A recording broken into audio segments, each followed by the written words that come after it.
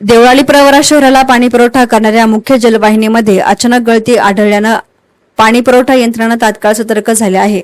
शहरामधील नागरिकांना पाणी टंचाईचा सामना करावा लागू नये यासाठी संबंधित अधिकारी आणि कर्मचारी यांनी युद्ध पातळीवर दुरुस्तीची कामं हाती घेतली आहेत।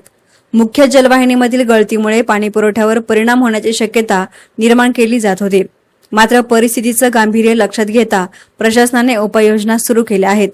तांत्रिक अडचणींवर मात करत कर्मचारी रात्रभर घटनास्थळी कार्यरत असून गळती दुरुस्त करण्यासाठी अहोरात्र परिश्रम घेत आहेत।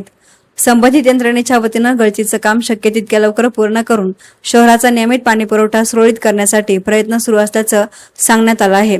दरम्यान दुरुस्तीचं काम पूर्ण होईपर्यंत नागरिकांनी सहकार्य आणि संयम राखावा असं आवाहन प्रशासनानं केलं आहे।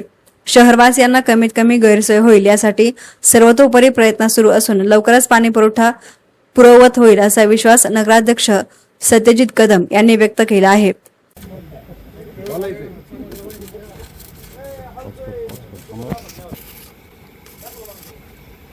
देवळाली प्रवरा नगर परिषदेची जी पिण्याच्या पाण्याची मेन लाईन आहे ती आज संध्याकाळी 7:15 ते 7:30च्या दरम्यान बारागाव नांदूरच्या पुढे मोठ्या प्रमाणात लिकेज झाली होती। एअर वॉल तुटून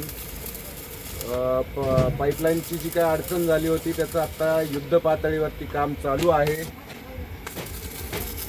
उद्या सकाळपर्यंत त्याचा पाणी पुरवठा सुरळीत करण्यासाठी आमचा नक्कीच प्रयत्न आहे, परंतु काम किचकट आहे त्यामुळे आता नक्की काही सांगता येणार नाही। तरी सर्व नागरिकांना याद्वारे मी आवाहन करतो की आपण पाणी आपल्याकडे जे काय आहे ते जपून वापरा।